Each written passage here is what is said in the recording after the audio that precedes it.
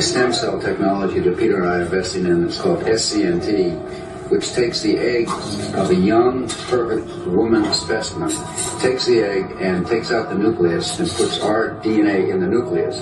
They just go in and take it out. It's painful, right? Huh? Is it painful? Yeah, and this is part of this genetic greatness that we don't see in any other race on the planet. These curvy, sexy black women from Africa. Peter Nygard, once a Canadian fashion mogul, built his empire in the women's clothing industry over decades, rising to international prominence as the founder of Nygard International. However, his legacy has been overshadowed by a series of sexual misconduct allegations spanning multiple decades, resulting in criminal charges in both Canada and the United States.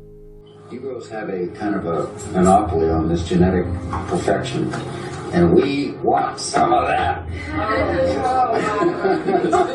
So, girls, for $100, we would pay you for your egg. $100? So how much do you want for it? Let's bid. I bid $500.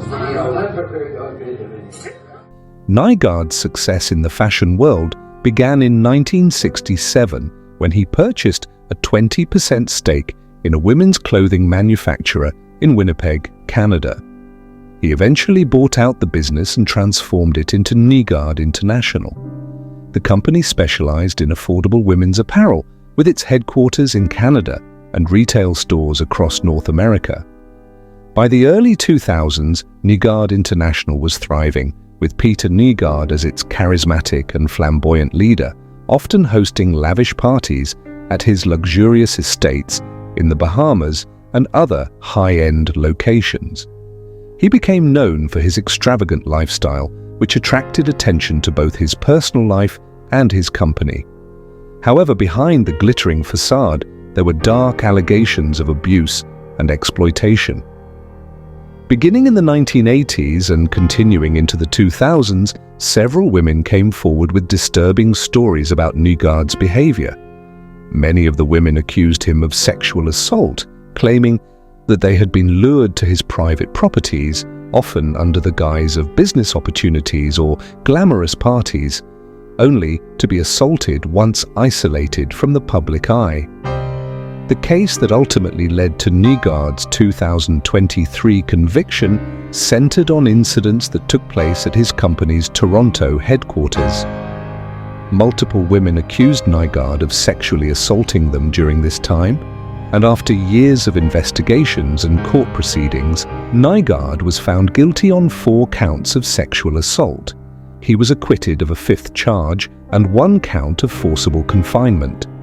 The victims, whose identities were protected during the trial, described being manipulated and assaulted in disturbing ways. Their testimonies were harrowing, detailing how Nygard had used his position of power to exploit them, often promising career advancements or financial rewards. Prosecutors argued that Nygard had a long history of preying on young, vulnerable women, using his wealth and influence to silence them. Nygard, throughout the trial, maintained his innocence, denying all accusations.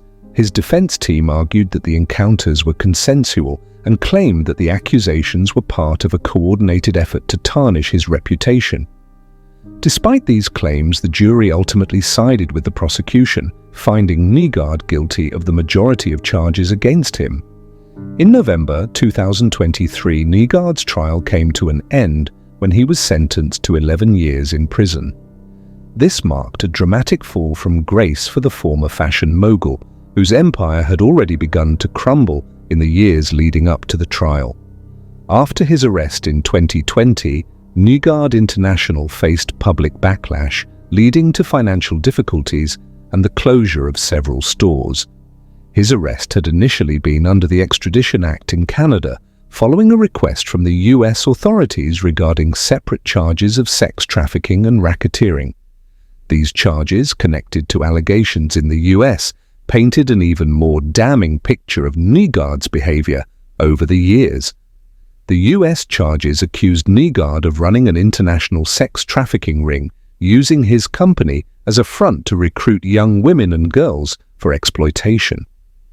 Many of the alleged victims were reportedly flown to his lavish Bahamian estate, where they were assaulted and held against their will.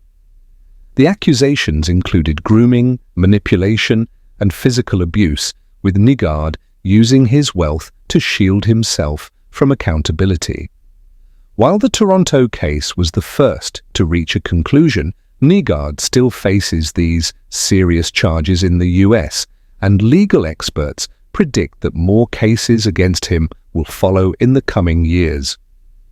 Nygard's sentencing was met with mixed reactions. For the victims and their families, it provided a sense of justice after years of fighting to have their voices heard.